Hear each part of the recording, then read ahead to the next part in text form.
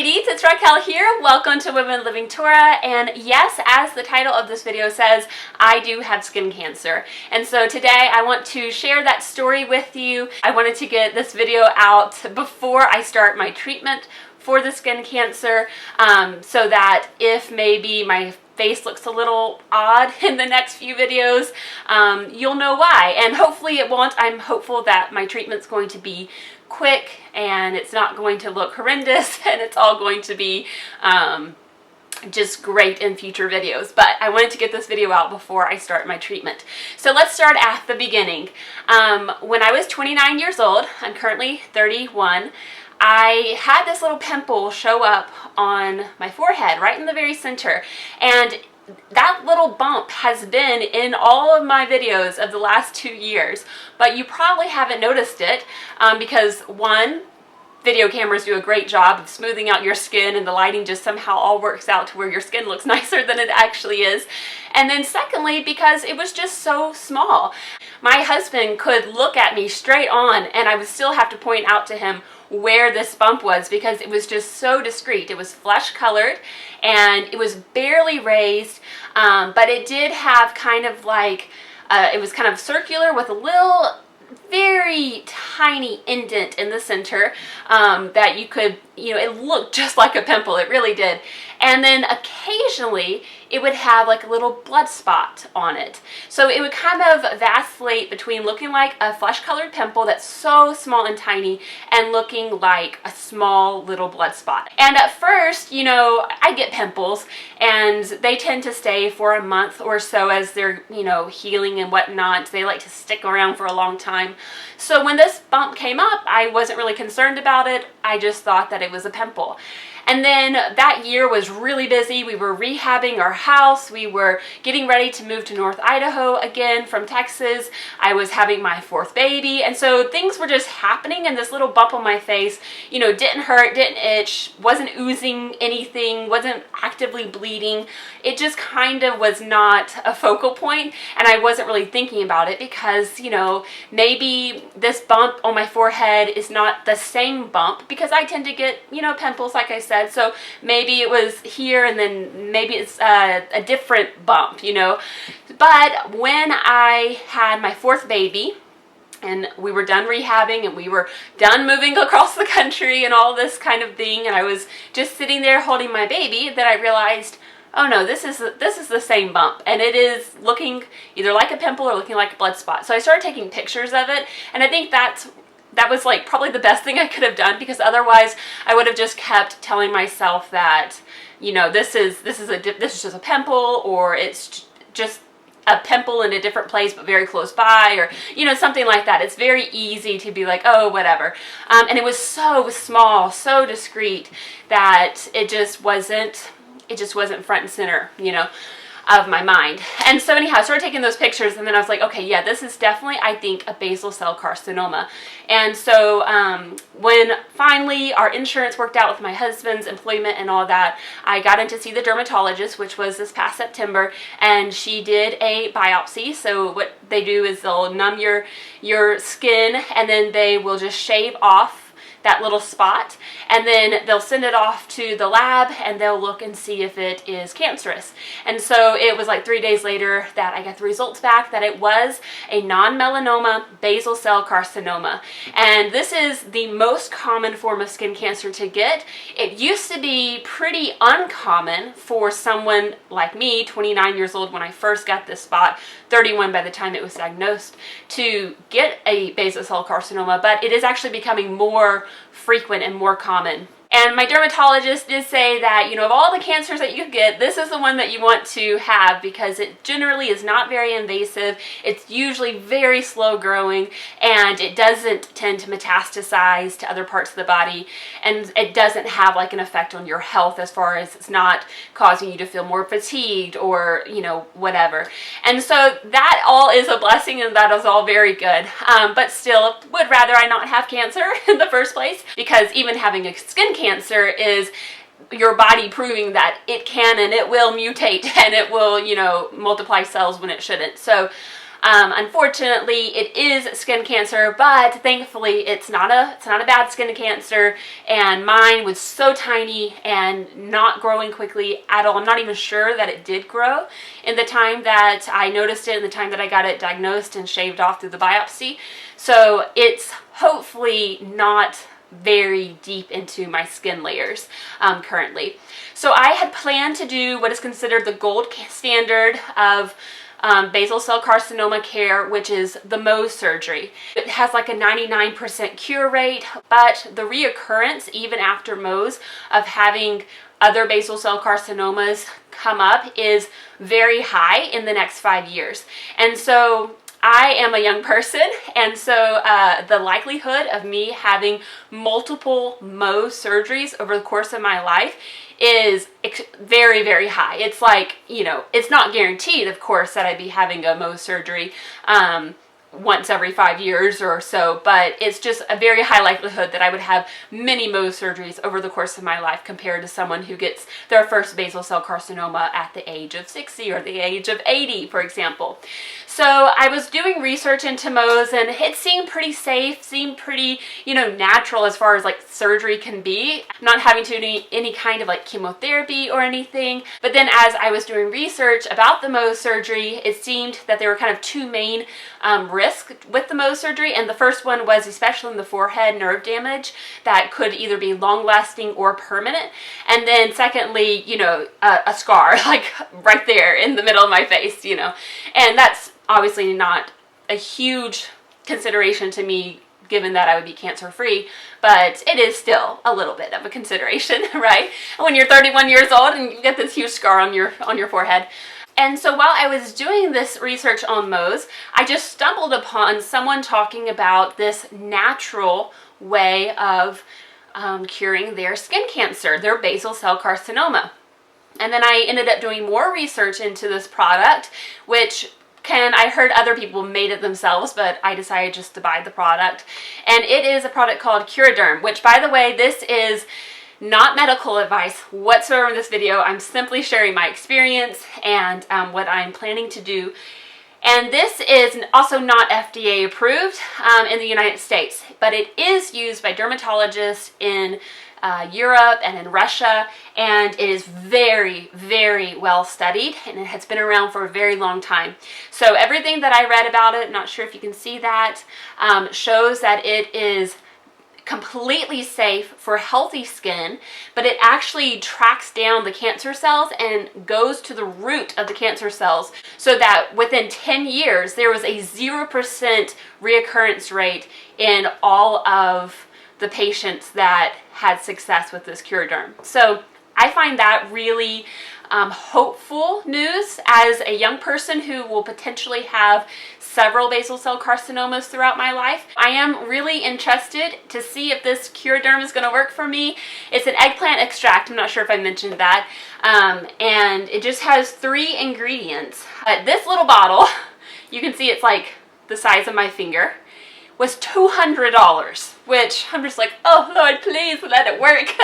Please let it work. So yeah, so I'm going to be trying that out, and what it will do, from what I understand, is it's going to essentially eat the cancer off of my face, and I'm expecting for it to sting or hurt. I'm expecting for this area of my face to get really nasty looking, and so I wanted to make this video just in case.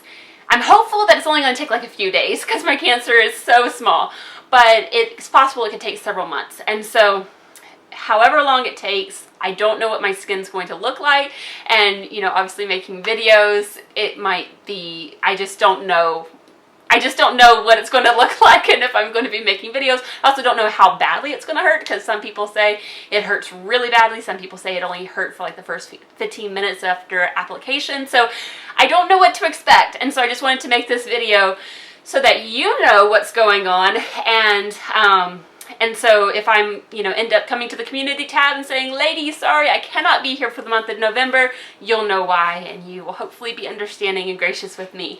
But yeah, so that is my skin cancer story. That's my skin cancer plans of treatment, and I'm thinking that after I complete the Curaderm treatment, I'm going to go ahead and get a biopsy done again on my skin to make sure that the cancer is completely gone, and Yahweh willing, I'm not going to have to get that Mohs surgery on top of doing the Curaderm. Hopefully the Curaderm is going to cure it. So Yahweh willing, please keep me in your prayers about that. So now that we have kind of that bigger news out of the way, thankfully we haven't had any more big things like cancer diagnosis happening this month. I just want to talk homemaker to homemaker, share some things that we've been doing, things that have been going on. But first of all, I want to ask you, how have your appointed times been this fall season?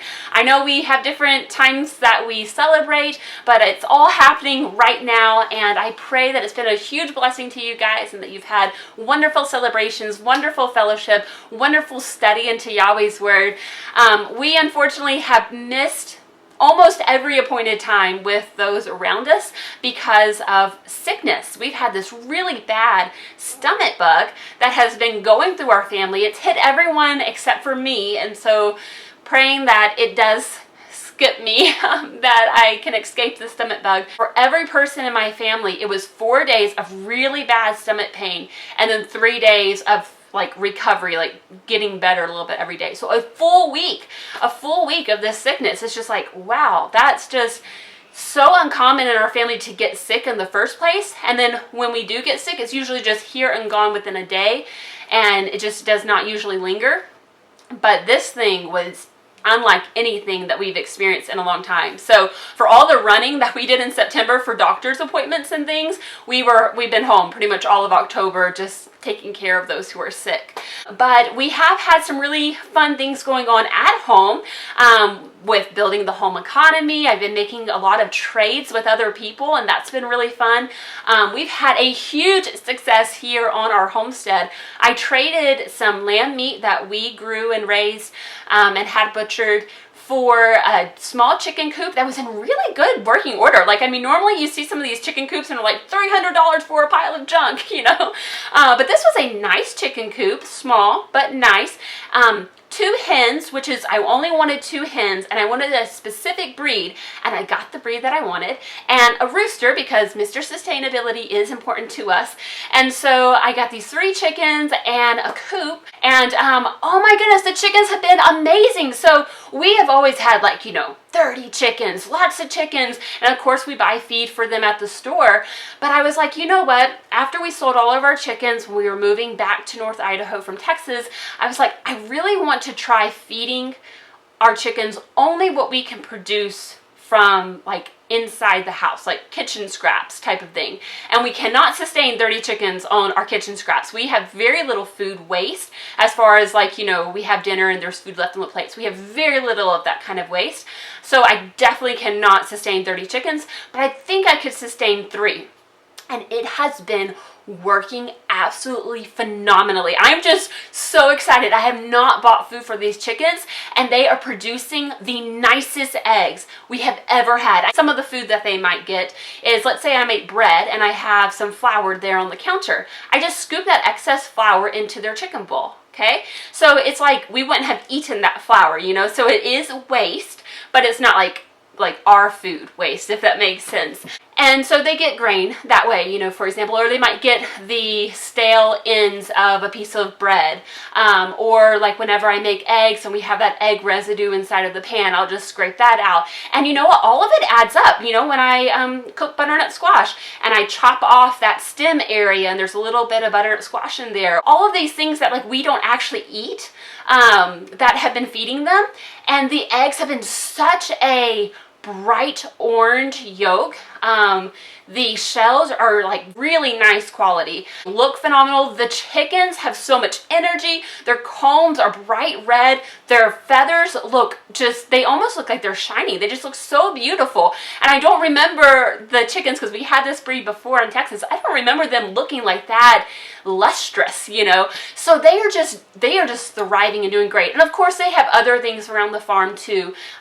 We have sheep who produce manure, which produce insects, and so they're over there all the time digging around in their scraps, if you will. And so, you know, there's other sources of food for them as well, but they get several bowls of this kind of waste, and they turn it into 12 free eggs for us a week, which is just amazing. I could not be more happy about this chicken operation. So anyhow, that's been really exciting. And then all of that came from trading. It's just so cool to be able to meet other people in your community who are also producers, and to not have to use our money, you know, that we have to use for our bills or rent or whatever, to be able to use other things of worth to grow our home economy, to make things stretch, you know, to produce 12 free eggs in a week. It's just really cool to trade with other people. It's been tons of fun.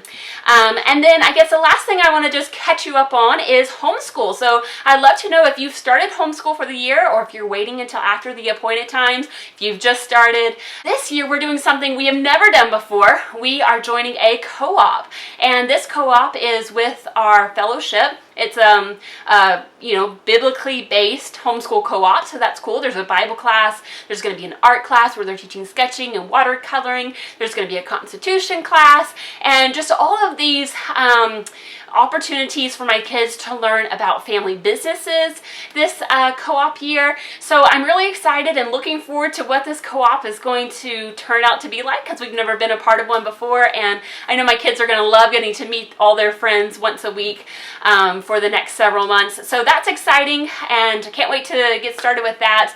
Since we're doing a Constitution class at this co-op, I decided to go back through American history. We've done some of it, but I really wanted to kind of start at the beginning, and I decided to get the Stories of America book back out. We had read through this at one point, but we're going to read back through it again.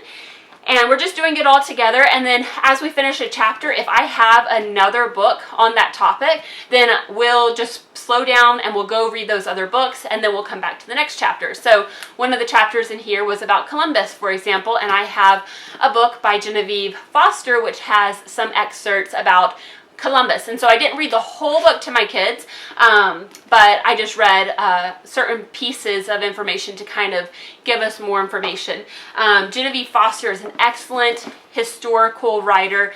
We also, this one is not necessarily accurate history, they say, but the Dualaire books are excellent for history resources as well. And so we read Pocahontas after we had read about John Smith in our Stories of America book from Simply Charlotte Mason. We also have books by Jean Fritz and David A. Adler, which are also really great children's historical books, authors. So again, as we are coming to that piece in history, you know, as we're coming to the story of Paul Revere, then we'll kind of slow down. We're not going to progress in our book. We're just going to read some about Paul Revere.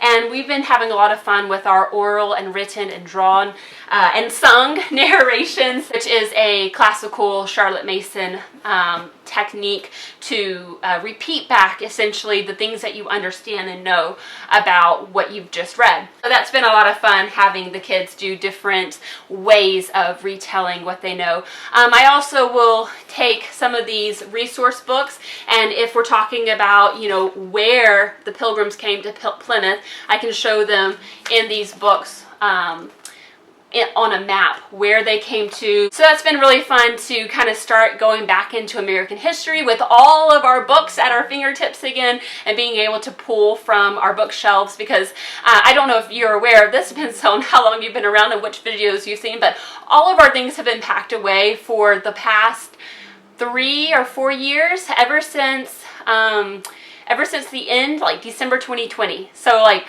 almost 4 years, all of our things have been packed away if it was considered excess, and that means pretty much all of our library has been packed away. So it's been really, really fun. Like, I can't tell you how excited I am, but it's just been so fun getting to, you know, have our books back and do learning as a family, read stories together, get cuddled up on the couch. It's just such a pleasure, such a delight to be able to educate my children at home.